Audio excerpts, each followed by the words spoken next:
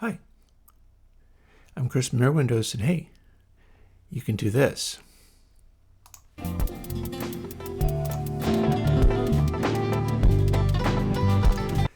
Because that is Airwindows Creature.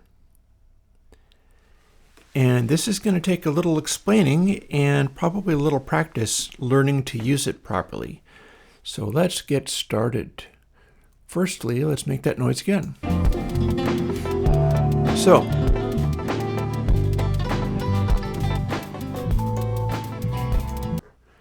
what Creature is, well, put it this way. You can also do this.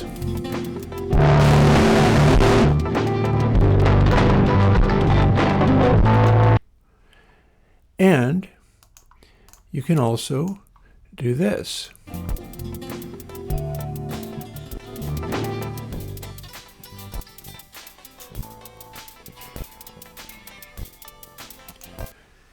Because what Creature is it's a soft slew saturator.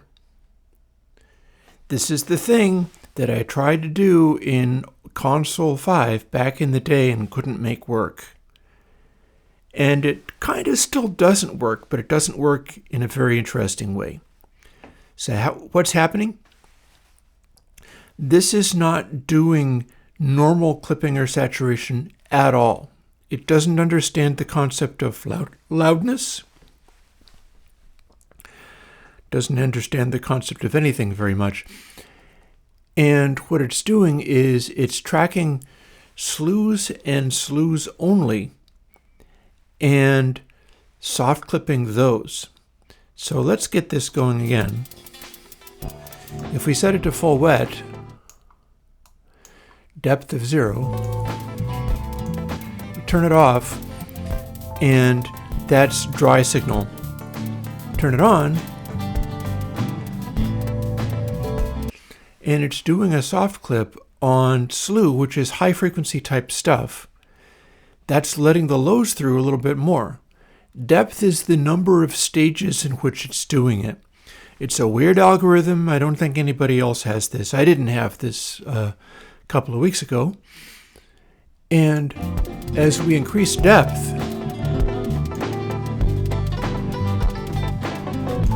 it's starting to increasingly saturate not only the highs, but also the super lows. And when drive is really high, what we end up getting is just complete and total meltdown very quickly. Let's switch over to a different sound.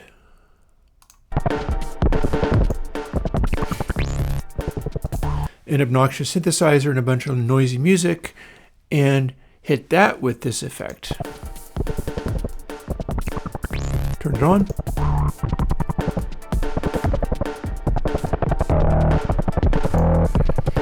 And you can hear it saturating the extreme lows real hard.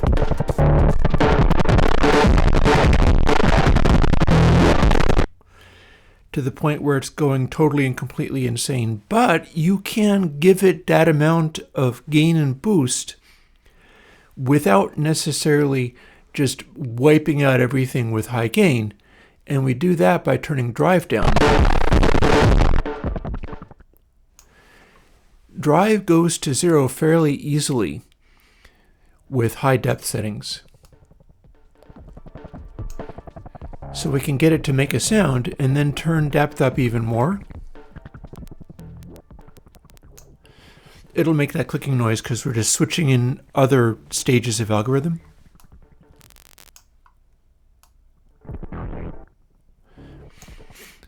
And at really high depth settings, we've got a lot of stages of this. And it goes from silence to complete meltdown very easily. And giving you the option to have far too much depth, far too much of this effect in case you want it. There can be reasons for that. For instance, if we put on a drum kit, the drum kit sounds like this. We've also got an inverse dry-wet control in here, so we can hear what that sounds like by just setting it to the middle, which is the dry setting.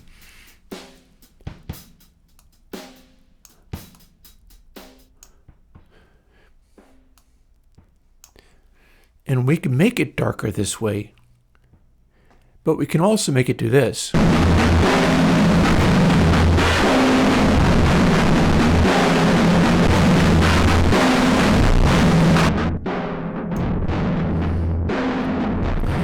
So if we dial that back a little bit, now we've got a horrific sort of meltdown oversaturation with kind of amp-like qualities almost.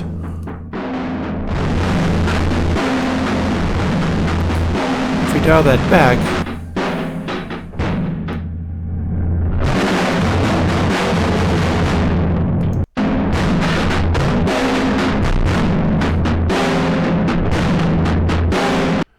you notice we've also got a lot of low end in here. So what we can do is use this to dial in a kind of intense oversaturated drum track, and then use the dry wet, which is middle to far on the right hand side of the setting.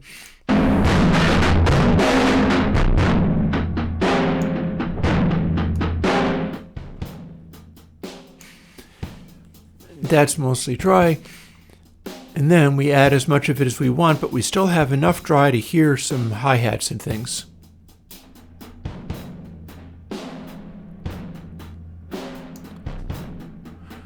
Or we can use much less depth and just put in enough depth so that we start hearing it doing its thing.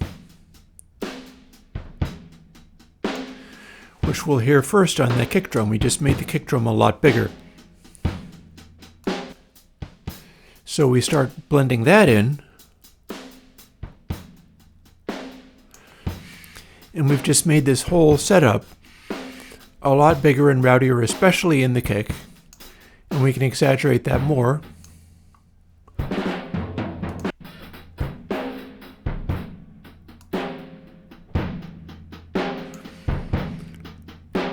And that is real aggressive and also very dark. So we add less of the depth and get more of a sort of aggressive mid-rangey sound, whereas without it, we've got a lot more of our highs. We've got a regular mic'd sound versus a beefy mid-rangey sound that can go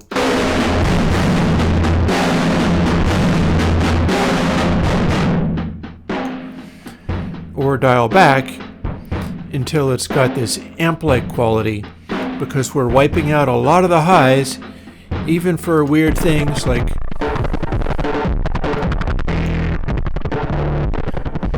this started out as this, but we turn this creature onto it.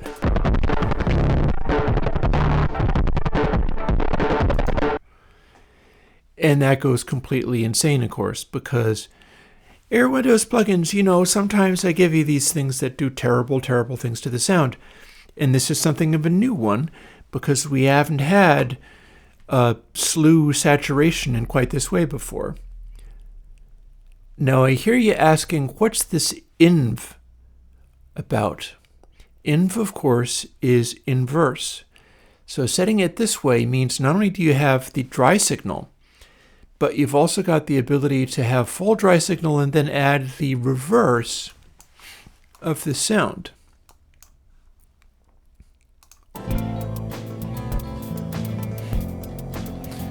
Let's, I don't know, drums maybe? So if we have it at full inverse,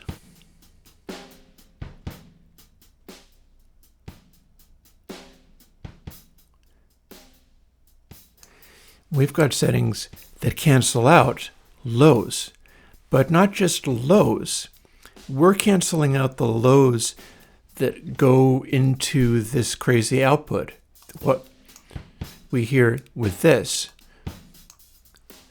So it's not just, it doesn't just become a high pass, it becomes something very strange. Let's turn depth up a little bit. You start to get into this zone where the node of cancellation wanders around it sort of follows where the depth is, but it gets harder and harder to find. So if we turn it up like this is actually nothing on the output anymore. I wonder whether maybe I can... Yeah, here we go. Here's a track that there's some bass in it, there's stuff. I'll show you the drums again, but with this,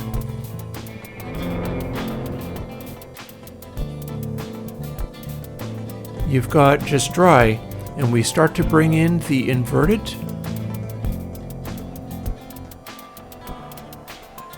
But it's got a weird quality about it because it is inverting a strange, distorted, aggressive sound. And if you bring a little too much in,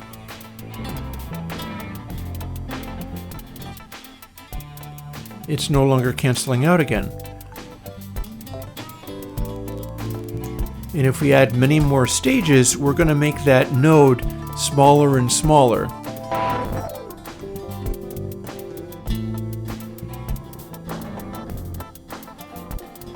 To where you can hardly find it at all.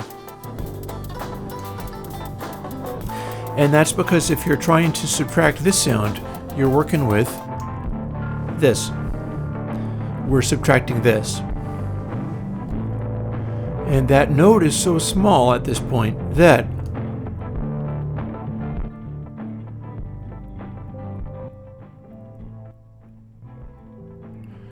you hardly hear it at all. And you set that all the way to inverse. And it barely sounds different from the original track because it's not terribly loud in this state. And of course we can do this with those drum tracks as well.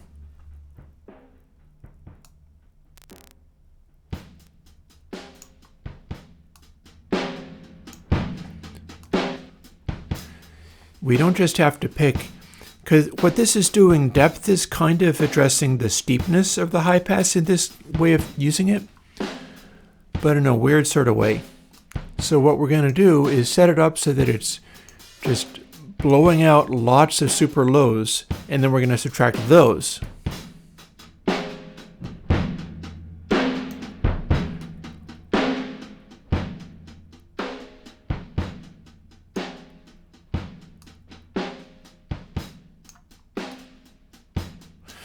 That's a good amount of super lows, but maybe a little more.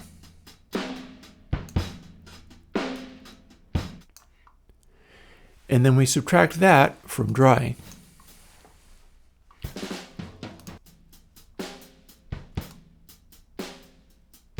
Again, we find the node around where the depth knob is located.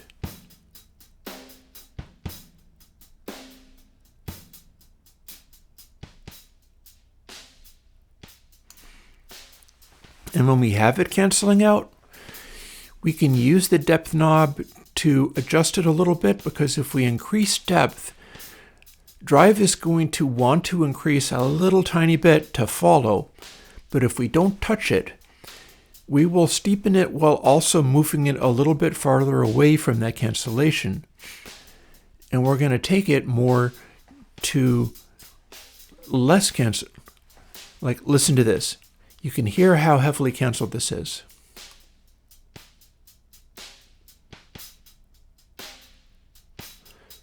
We start to hear a little more of the lows.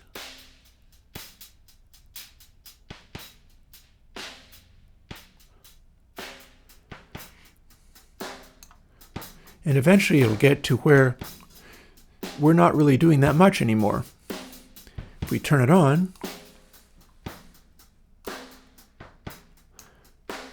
we're drying it out a lot. And then because inverse wet is still a dry wet type control, we can now dial in the amount of that color that we want.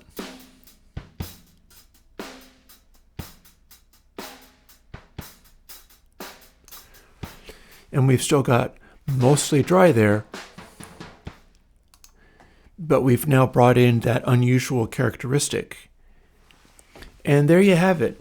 I could show this off for hours because the thing about Airwindows Creature is it is a strange, strange beast.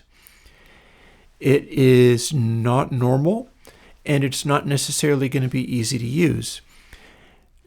Be gentle with it, or you will blow your output up real good. Also, I'm not sure it's a good thing to blast high levels of input into it, because it might freak out and blow up or something. This is one of those ones, where they're dangerous little beasts. But the things it can do are kind of unusual, and maybe you'll find that useful. I'm staying good and busy. I've been working on isolating the sort of subs cut in this because I feel that what this is able to do with the inverse might have uses with the big console emulations that I will be working on. And that's probably, you might start seeing those around October. It's a little hard to tell. There's a lot of stuff that I got to work on, and I'm doing my level best with it. I've also got some variations on things I've learned about the Sony Oxford inflator, and that should be interesting too. But for now, I hope you enjoy Creature.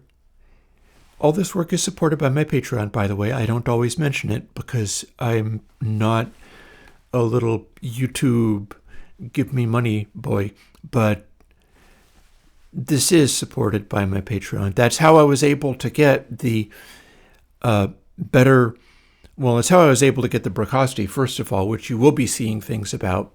That's probably going to start showing up in actually September.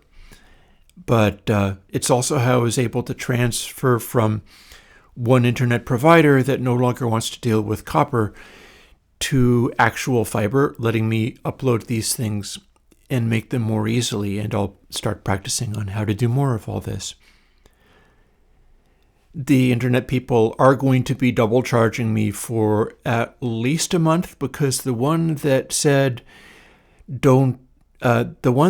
we're not going to charge you a disconnect fee as long as you go and let us shut off all this copper stuff we don't want to deal with.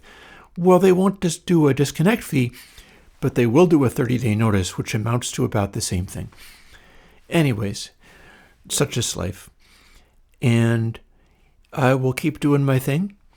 I hope you like Creature. I don't know whether you will or not. It's pretty strange, but you will see this stuff finding its way into other things that I do, as is always how this works. And I'll talk to you later. Bye-bye.